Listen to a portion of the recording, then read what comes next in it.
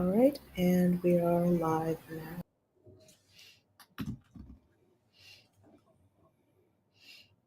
Alex, are you at home? Is he there? I'm here, yeah. Are you at home in where are you, in Virginia? No, I'm in Maryland. Oh, that's right. Not that Um, far from you in a way. You said you're Frederick, right? yeah, maybe I should come see you all. Anyway, um, how's the weather there? It's a storm up. Yeah, I'm we had big thunderstorms all day, and Yeah, I'm now looking out to a blue sky. And here I am really. sitting with you instead of being out frolicking in the Oh, nice weather. don't say that. Don't say that. I see a little blue out there. Yeah. Huh, All right, and we're live now. We can start. we're live. Yes, Bismillah. Assalamu alaikum, everybody.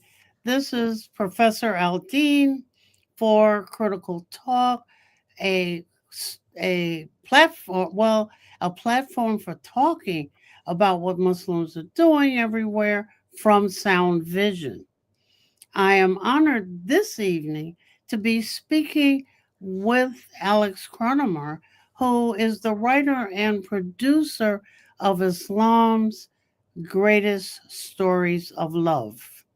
This is going to be great, and we need really to explore this. Can I have the first clip? Heart breaks, and your heart must break.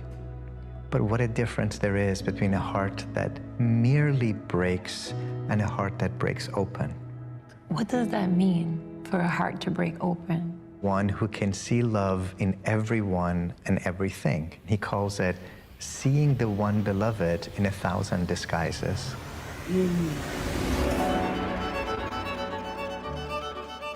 It's not the love, it's what the love makes you do.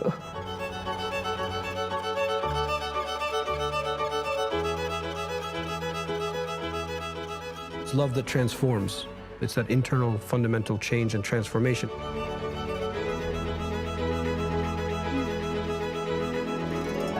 Love should make you feel, and that feeling should then be something that makes you act in the world.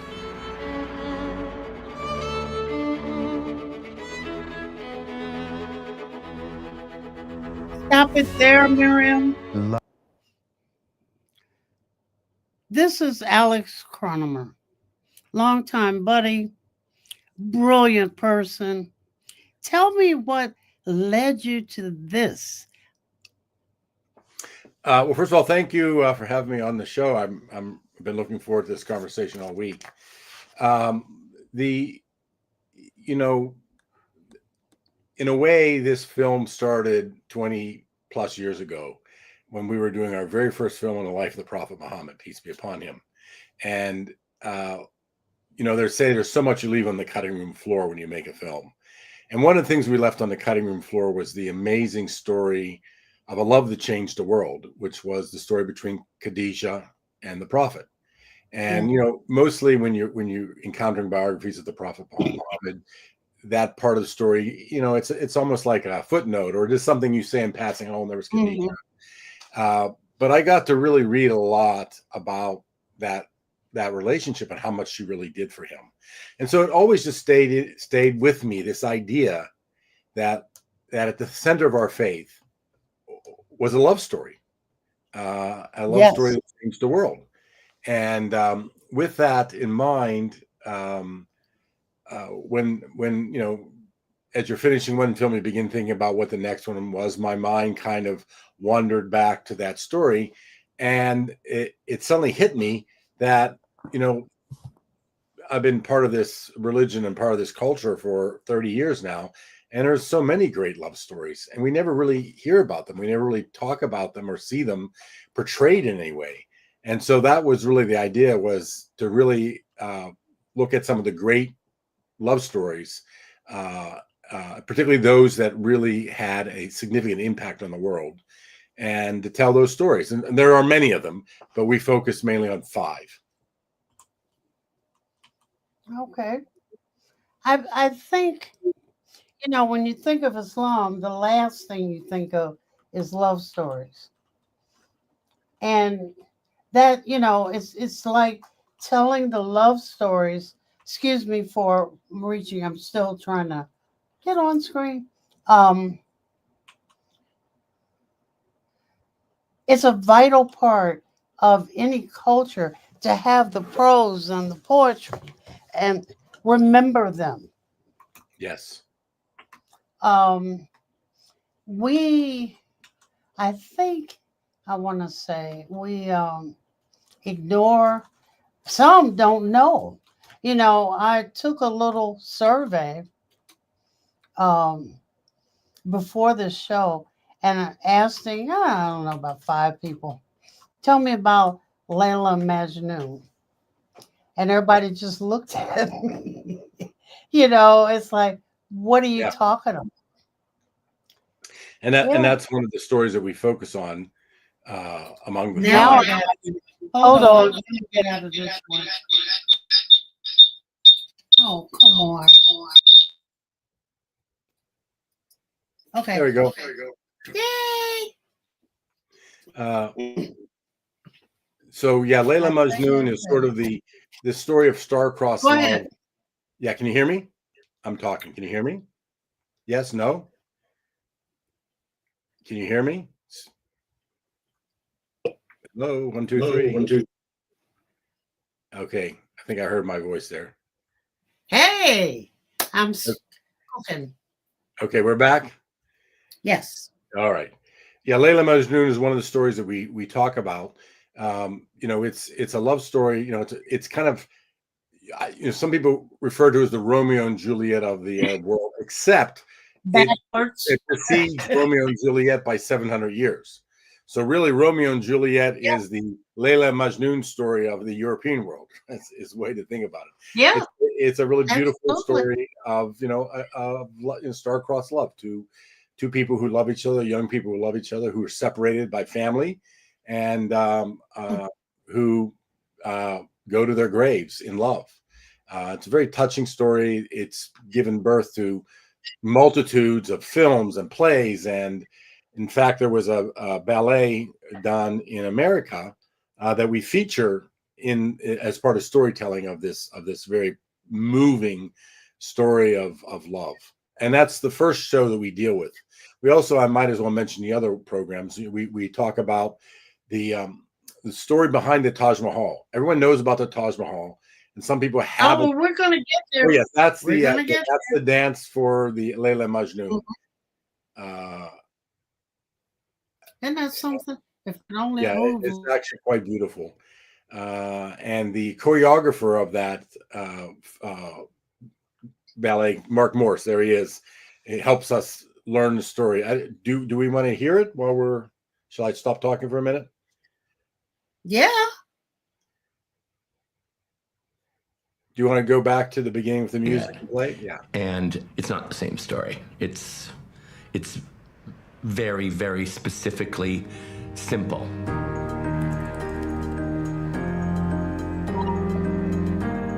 Harvard University's art museums are a short walk from the Divinity School.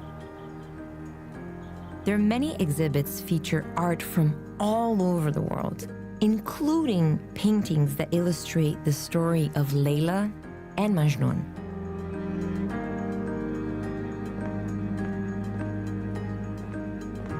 There I spoke with Dr. Ayşen Yıldırım, the museum's curator of Islamic and later Indian art. The Layla and Majnun paintings she showed me, some of them hundreds of years old, tell a heartbreaking story. It begins as many young romances do, in school. Majnun was very handsome. And then Layla, who is one of the most beautiful girls in her tribe, was also brought to school. Here we have one of the moments that artists illustrate a lot when they first meet at school.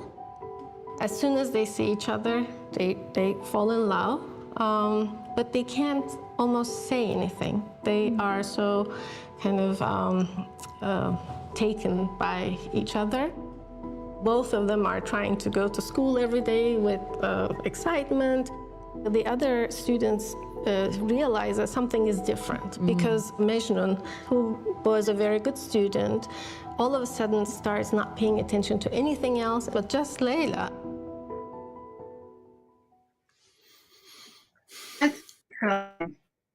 You know, there's lots in there. First of all, the community permitted women to go to school. You know, they're not segregated and separated. Maybe they should have been and wouldn't have a love story. But I want to, you know, talk about love and the fact that it's driving force, as you will say. It is present as the other part of us is busy worrying and talking about making wudu and ghusl, you know, but there is love, which is very important for relationships to endure, you know. In Majnun, you have a situation where a father steps in. That's also culturally important, where fathers really had a say in their ordinary lives. And it's, you got to tell people where the name Majnun comes from. Yeah, so Majnun is actually a nickname for the character. It means mad, madman, because he was mad with love. His actual name was Case, but he began being called Majnun because when he fell in love with her, he would begin writing poetry, by the way, that we still have in collections. It's this exquisite poetry about her. In fact, there's an amazing story where that Rumi tells, where the local emir had read this poetry about how beautiful this one was, how there was no one like her, and so he decides to have Layla come so he can see this person who's been made beautiful in this poetry. But just to make sure that there isn't like one maybe a little more beautiful than her, he has 100 other women from the village come with her. And so they all ride, and he looks, and he can't see anybody who stands out more beautiful than the other. And he says, "Is Layla here?" And this woman steps forward, says, "I am Layla." And he says, "You're Layla? You're the Layla in these poems?" And she says, "Yes, I am Layla, but you are not Majnun." And the idea really, yeah, right. So the idea being that love is in the eye of the beholder is really brought right to the fore in that saying, and then their story, and it really makes the point that everyone's love is the greatest love there ever was. You know, we just got over Father's Day, and everyone's walking around with the world's greatest dad mugs, but to everybody, he is the greatest dad, and she is the greatest woman, and he is the greatest husband. And that's the nature of love. Well, I think it is so important, and I'm so honored that you were willing to come on the program, because the love that people have for parents, their wives, we designate days for them, but it's really much, much, much larger than that. And it becomes, what are you willing to sacrifice? And how does love endure? Layla and Majnun, I don't know about the love at first sight stuff, but however it developed, seemed to be more, it developed over time. I'm near you, I'm watching, I'm seeing what you're doing, etc. And it developed into a love that's, had they not died, they would have endured what the rest of us go through. One is sick, is not sick, or Syria, it's what you do with family loss, which is what Ariella is talking about and asking people about. Yeah. Yep. So, go ahead. You know, I know we're going to take a few breaks. You might want to take a break right now because your audio is going in and out a lot. It's very hard to hear. Really? Yeah. Very hard to hear what you're saying. Okay. Did you hear it though?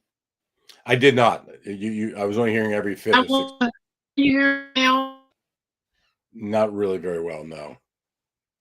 Okay. I don't know what to do. Miriam?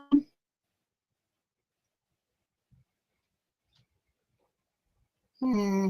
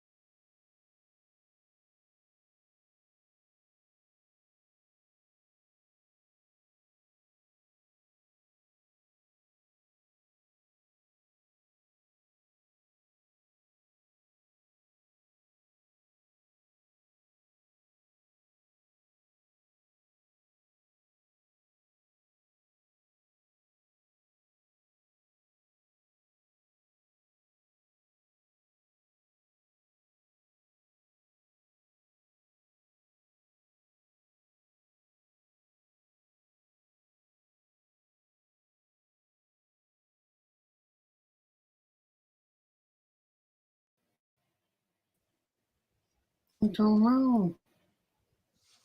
I can hear you now. I can hear you. All right. Hear me?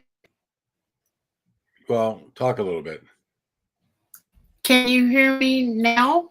Yes, you're still a little weird, but I can hear you. I can make you out. I'm weird. I was talking about is we have so many current circumstances. Yes. With people who have immigrated to this country, watching the killing of family members. We have in this country people who've lost jobs, who are scared to death of what's going to happen next in the economy, and settling in on stories of love is just so wonderful. I remember standing outside the Swedish embassy in Istanbul watching this dervish, and of course they had to pull me away because they had something else to do. But I was just getting on in. And I don't think, I mean, you know, talking with Laurie Silvers, reading her text, people don't get, and I got to put that out there, they don't get to appreciate the prose and the poetry. I am so glad you did this. Yeah, I mean, I think right now our world is sorely lacking in love, and in this particular film too, a big part of the film is finding love in the context of loss, in the context of because our main host, who you've now seen a few times in the clips you've shown, when we began filming, she had lost her father, who was the love of her life, a few months before we started filming, and for her the quest that we follow her on, it's not just an intellectual quest, it's, you know, it's her actual sincere and important quest for her own answers to love and loss, and finding love and feeling love again after you lose someone or something that you cherish. And we're all, you just mentioned so many things. I think all of us right now are feeling some sense of loss, something that we love and cherish. And hopefully these stories will help guide people to how they can get back, regain a sense of trust and a sense of love for not only themselves or their immediate surroundings, but for others. Because really what we're experiencing today more than anything else is a lack of love. There's so much missing in this world that so much, from the big things to the little things that we see happening all the time,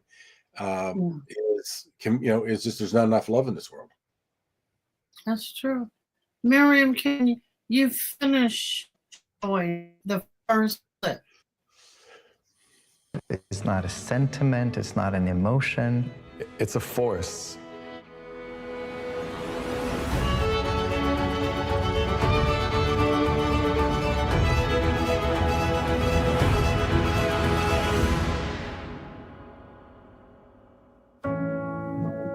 How am I supposed to practically understand the world through these stories? Me, not just anyone, not in theory, not in theory of what love looks like, but really, like, what do I make of it? The loss of a human being in your life who cared and nurtured for you. I mean, I have an idea, without ever having met him, of the enormity of his love for you.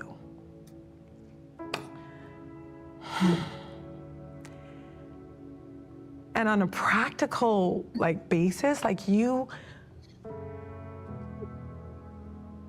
you're his future. He's still here because you're here.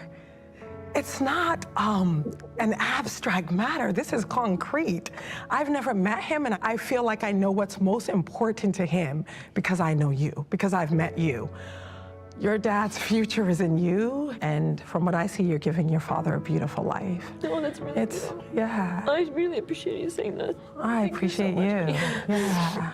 Oh, give me a hug. I thank you. Okay. Those tears got to me.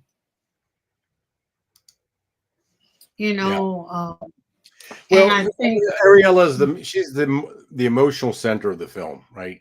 I mean, it's a film that's not an academic film at all. I mean, it's a film that's has a lot of emotional elements, and yet, and the reason why I wanted Ariella to be the host of this film is because I felt like we needed an emotional center to carry us through the stories, and not to sort of have them, disconnected stories. Oh, here's one from 1,000 years ago. Here's one from, America 10 years ago. Here's, but to really kind of have a person who's kind of connecting them.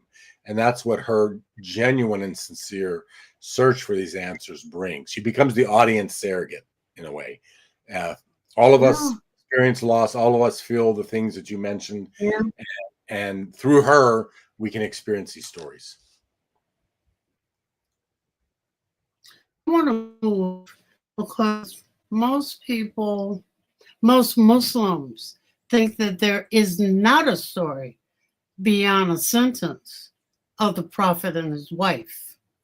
Right. So I want Miriam, I think it's 2. Would you show that clip, and then I want Alex, if you will, talk to us about it. It's powerful. Okay. And then one night, everything changes.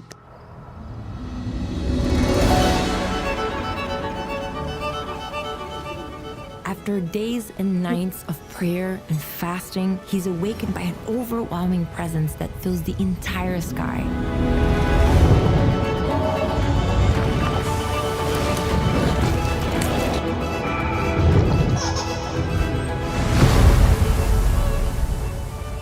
It commands him to repeat the first words of the Quran. Recite, For your Lord is most generous and has taught by the pen, taught humanity what they did not know. He thinks he's going mad. And so he runs home and bursts the door open. And there's Khadija standing. He's sweating. And he's shivering. And all he's saying is, cover me, cover me. I think I'm going crazy. I think I'm going crazy. She cannot believe that this is her husband. And she physically takes a blanket and she covers him. But I can imagine he probably relayed everything to her.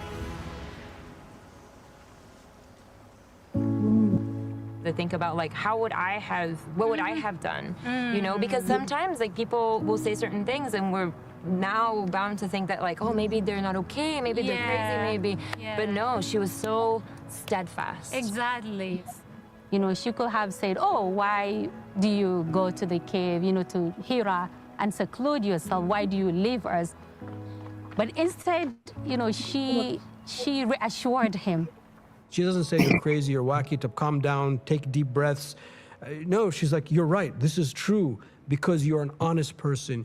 You come to the aid of the disenfranchised. You help those who need to be helped. You know, your home is open to the stranger. This is a true vision. So she validates him completely. And she has a cousin whose name is Waraka. He's a Christian monk.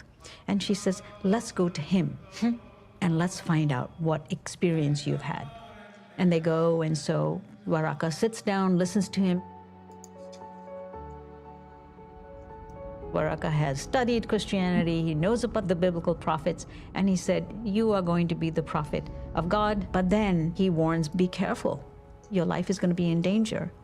And imagine you are the wife of a prophet now, and now you have to protect your husband because you know that there are going to be all these enemies who are going to come after you. So she places her hand in him, and she says, I'm your first follower. So Khadija is the first one that says, I believe in you, and she becomes the first Muslim.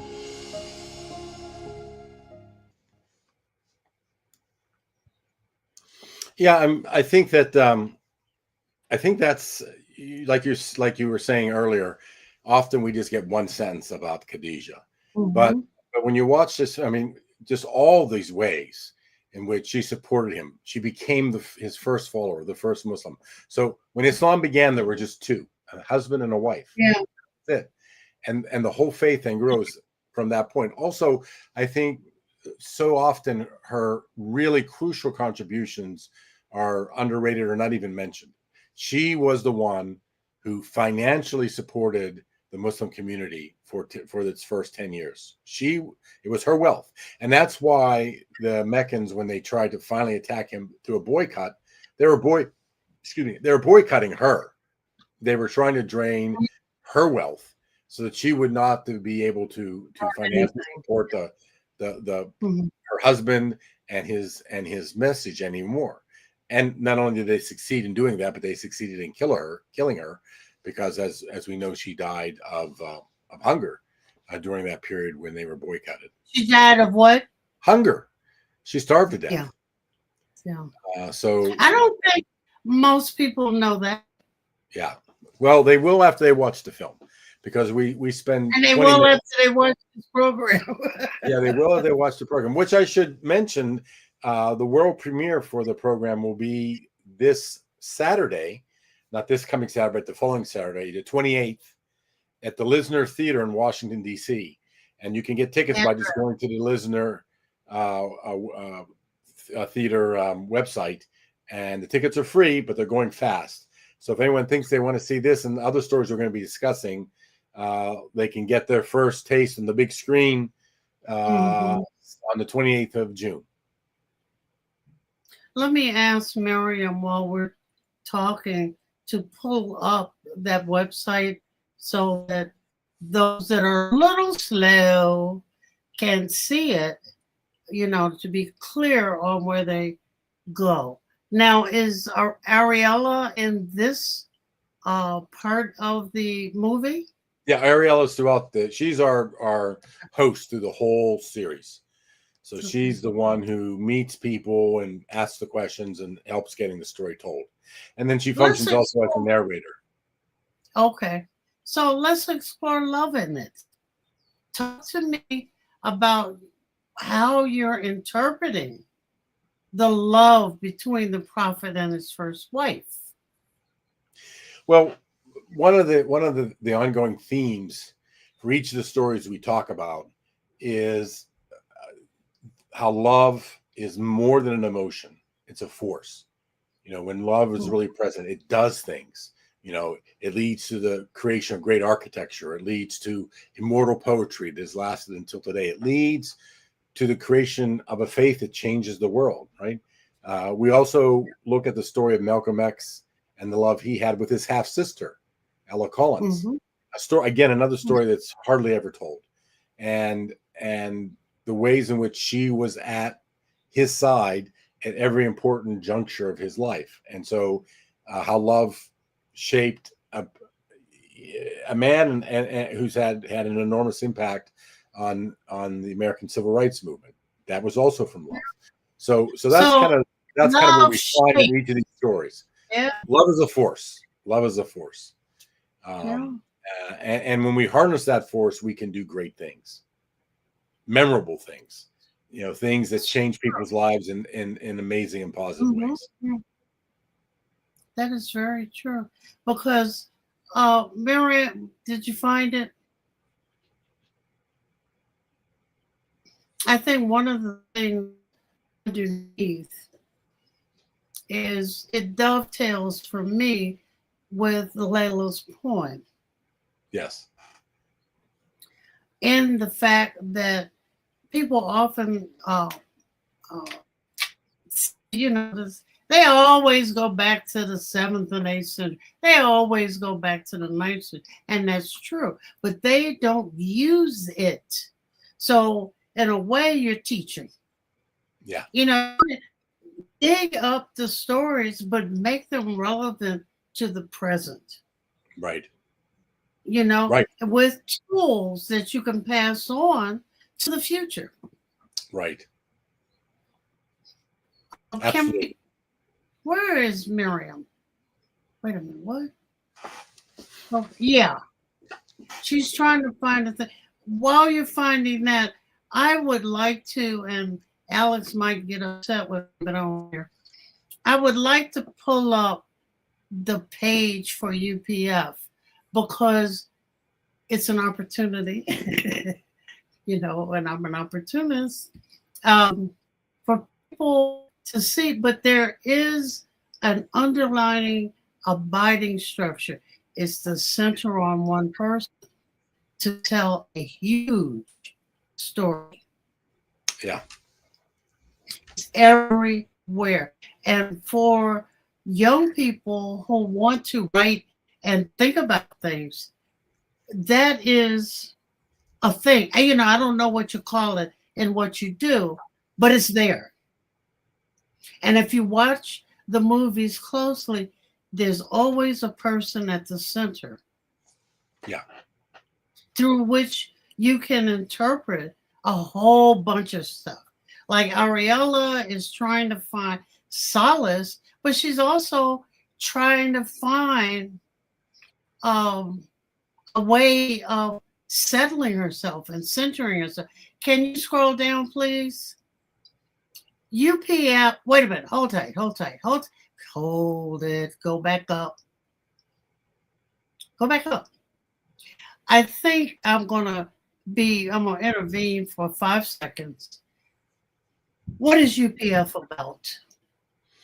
Yeah, it stands for Unity Productions Foundation. We've been a educational film production company for 25 years, making films primarily that tell the story of Muslim history, peoples, culture in America and around the world.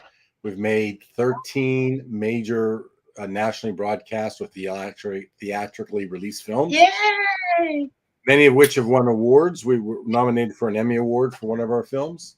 We were on the shortlisted for an Academy Award for the film that you mentioned a few times, Lamia's Poem, the animated film. And along with our films, we create these major educational or dialogue projects that bring peacemakers, interfaith leaders, civic engagement leaders, and just general public together to be a part of the film and to do an activity or just have a discussion that helps bring people together. And we've been part of major peace building initiatives, not only in the United States, but in India, in Egypt, and a few other places. So the films also get used for that purpose. And then finally, we do a lot of consultation in Hollywood, particularly of television programming, to help writers and producers of television shows, again, tell more positive stories about Muslims, better storylines than just the old tropes of terrorists and so forth. And we've got a lot of success with that. There's been a lot of shows that we've worked with or consulted on that have humanized Muslims, I guess, for another word, for, Well, that's true. 9/11 happened and no one, people didn't know, they didn't know much about Islam other than general negative feelings, which kind of permeated our culture. But then when 9/11 happened, that was a crisis. And the crisis was, who are these people? What is this faith? And so since then and continuing until now, we've been trying to fill those gaps with the stories that have covered numerous things. I mean, I mentioned our first film about the Prophet Muhammad, but we've also go down a little bit, Mario. I've seen and we've also talked about this one. Here are a few of the films that we've done. Lamia's Home is an animated film about a Syrian refugee girl fleeing the violence of Syria. The Great American Muslim Road Trip was a 3-part but go back. She uses Rumi. People, it's important for people to be educated about how you all do. Rumi is the same. Most of American Muslims, many, have never heard of Rumi. Okay? And by viewing this animation, they get pieces of his poetry and thoughts. Awesome. Okay, I'm sorry. I just do my thing. Yeah, well, I mean, the story is, it's, so I mentioned it's about a 12-year-old Syrian girl. She's fleeing Syria, and she's given a book of poetry by this 13th century Muslim poet named Rumi, and it becomes a magical gateway where she goes back in time and meets Rumi when he was a boy fleeing the violence of his time, and she helps him write a poem that 800 years later saves her life. So it's kind of a magical story that mixes current events at that time. The Syrian refugee crisis was when we were making this film, with a story of this immortal poet, and uses a lot of his poetry and motifs to tell the story. And that was the film that was on the short list for an Academy Award nomination that year. And by the way, it's available. Anyone can watch on Amazon Prime if you'd like to. And so we've, then the next film you see there is the American Muslim Road Trip, where a Muslim couple who are featured there take this road trip on Route 66, the most famous and iconic of all American road trip roads, from Chicago to LA, and discover every stop along the way that there's a story of Muslims in America today, yesterday, and going back to just a few decades after Columbus first arrived in this country, who have been making contributions. In fact, Route 66 itself, the last third of it was mapped out by a Muslim. So that most American of roads also owes its very existence to a Muslim immigrant. So that story just really tells, the deep, deep roots of Islam in America and how Muslims have been a part of the story from the beginning, and so on and so forth. So there's 13 of those films. And go slowly down so they can see. I got favorites. Well, not really, because it's too many of favorites. Enemy of the Right gets a story of a heroic Muslim woman in World War II. Yeah, Enemy of the Right. Yeah, who helped. She was a spy for the British, played a very important role on the D-Day invasion with her work, and she was captured by the Nazis and executed in Dachau prison camp. So I used that in class. Yeah, it's a powerful story. It shocked a lot of folks. Yeah, but also go down. That Islam made me funny as crazy. But Islamic art, I mean, you for the audience, if you want to take a trip into beauty, that takes you into beauty. I had to close. My husband told me to close my mouth because it puts you off things you don't think about. You know? Yeah. Yeah. Well, I mean, that was in a way, that was a film we made in the depths of the American-Iraq War. And again, it was meant to be a bit of an antidote to all those ugly images that we saw on our televisions almost every night, to seeing images of beauty. You know, so we explore Islamic art from several themes and travel the world to show. It's awesome. Yeah, it is. It's actually a very beautiful film. And the thing about my own personal, so I direct or produce most of these films, or all of them really. And the thing that my own personal approach is, so my partner Michael Wolf, he's the one who reads all the books and knows all the stuff and kind of advises me. But I myself try to know as little as possible going into making these films, because I consider myself the audience surrogate. So when I'm in an interview, I'm interviewing somebody, and they say something that makes me go, "Oh wow, that's powerful." I know that the audience is going to feel that too, and so that gets in the film. Yeah. If I already knew all the information, it may not impact. Like, oh yeah, we're telling that story. I'm glad we're telling that story now. But so in Islamic art, that was an example of so many times where it was just like, wow, I had no idea about this beautiful building, about how it is. But it also, you wrote in there to think about the relationship with water. I mean, it's beautiful. Yeah. Well, that was, we explored it through themes. Water was one of the themes. Color was a theme, shape, and so on and so forth. So these universal themes. And again, we're also trying to communicate sometimes, what may be foreign or different pictures in ideas in terms that are immediately accessible to everybody. And so in that film, rather than taking a historical approach, we decided to take a thematic approach that everyone can relate to: color, water, shape, design, and so forth. All right. That film is also on Amazon. Before I go to the last clip, I just want to tell people where the theater is. The fact that I looked, there were 18, only 18, you all. Tickets left for those who are in the DMV area or those who would wish to fly in.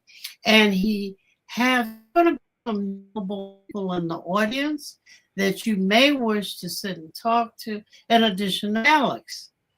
So there you Yes, go. Almost everybody in the film will be at the screening. So it'll be your opportunity to talk to Omid Safi, to talk to Mr. Peter Bailey, who was an associate with Malcolm X, and get some, first person stories about that. It'll be a chance to talk to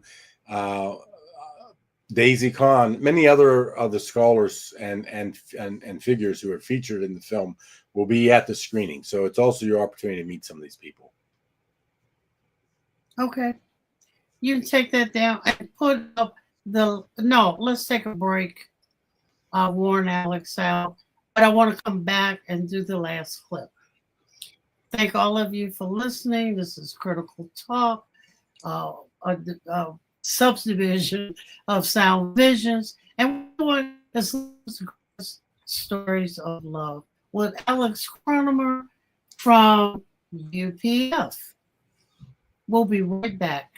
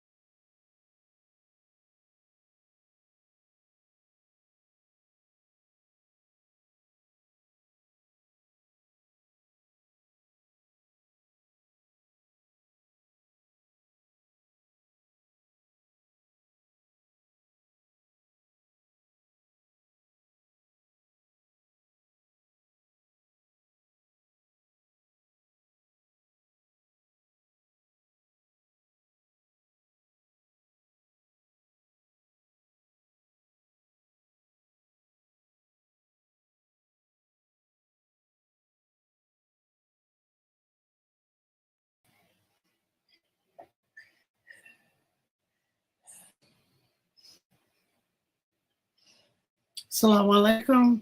This is Professor Aminah Al-Deen for Critical Talk, and we have the honor of listening to, learning from, questioning, and probably would throw up his hands and say, no, no, no, Professor Alex Kronomer. He is a co-founder of UPF TV, and if you don't know about UPF, this last movie is going to premiere in Washington, D.C. I think it's on the 28th. That's correct. Correct. And we've been talking about love as a force, how it presents itself, wonderful sources in Muslim poetry and prose. So I want to run the last clip that you sent me and tell me about it. These are very well known. You can pick up any of these books, and they're thrilling and beautiful. They're Bollywood movies that are on this story, and I found online, of course, full productions of this piece. The production is so interesting and so strange. So I thought, well, this is really kind of fabulous. So I agreed to take on this piece, and really, it turned out to me to be sort of miraculous in the way that this show worked. Look at that.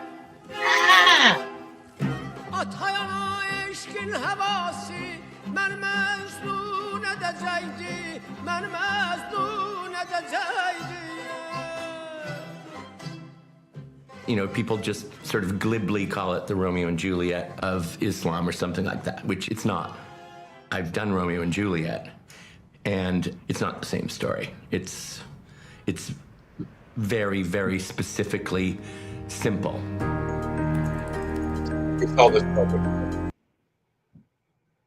Is that the end of the clip? Yeah, we saw this part you're about to show. We already saw. Aww. You got my appetite. Miriam, do we have another clip? I don't know. You should. Miriam, do we have another clip? She's feverishly working. See if we do. Oh, that was it. No, I guess those are all three clips. Well, in any case, well, I want to. You're going to see the whole film if you come on the 28th. Yeah. The background. How do you get all of this stuff in the background? She's talking about when the prophet receives the word, and you got this wonderful visual stuff going. How do you do that? Well, you know, that's movie magic. I can't tell you the secret, you know. Mm-hmm. But that's there's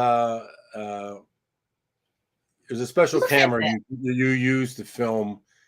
Yeah, that's the revelation. So those are just, you know, we're talking about something big and powerful and overwhelming like the revelation, right? So that's so we try to, you know, you see the sun, but you see the cell separating, you know, everything. This is God, right? Everything big and small emanates from it.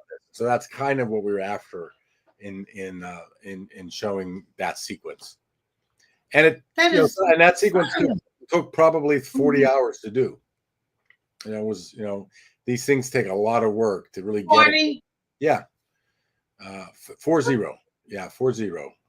Entire work week just to get that one shot in that one scene. You know, it's sort of like the Olympics. You know, you watch these gymnasts and they make it look easy, but behind these easy moves is 10 or 15 years of really, really hard, painful work. And that's the same with the film. You know, you see the film and it glides along, but I always tell people, stay after and watch all those names roll by. All those people did something, you know. And without each of those, if any one or two of them were gone, the film wouldn't be as good as it was, because they all make a big, important contribution. And it takes, months and months of people's work, and all those people's work to get the product out. Well, I invited you to the show because I know that there's going to be an opening, and I wanted to get to my part in marketing. And it's important that I know you will tell people this at the showing, but it's important that as many people who can't go because they live in other places and they're viewing this on YouTube or FaceTime or whatever it is, to know a little bit about your thinking, how to get in your mind, if that's possible, how something that you thought about 20 years ago or 30 years ago winds up coming to fruition. Right. All those things are important in our education. And UPF is a great educator. I've used several of the films in my classroom to open discussions for young people who knew zero nada. But it's also a wonderful tool for interfaith dialogue, you see? Yes. It's also a wonderful tool to get stress off. I can name my films I use for that. It has uses that are very important for all of the Muslim communities. Yes. We're going to close, and I want you to have the last bite. Not stay on after, but have the last bite. Well, I would just say that love has been a central concept, an essential motivating factor in Islamic faith, in Islamic culture, and Islamic history, and it's sort of a shame that it's not more well known, not only by people who aren't Muslim, but by Muslims themselves. Don't recognize or don't realize how central love is to everything good that has happened in the Islamic world and Islamic history from the beginning, including the beginning. So this is a film that attempts not only to tell a big story, but also a film that attempts to tell a story for individuals, people who have faced loss, who have lost in love in one way or the other, and really talk to them in a direct way of how to rebuild and how to find footing again and move forward in this world. Yeah, and post and with all the chaos overseas, finding this is a like a step in recovery, or something that can provide some balm in your life. Yes. Yeah. I so appreciate you. Well, thank you for having me on. This has been a lot of fun. I really appreciate you taking the time to talk to me. Oh, hey, it's my honor. Catching you is, oh gosh, but it's been my honor. This is Professor Aminah Al-Deen for Critical Talk, a program of Sound Vision. We have spent a wonderful hour with Alex Kronomer from UPF. Please, if you can't make it to the opening, go online and just look at the stories. I think you find much joy as I have. Assalamu alaikum.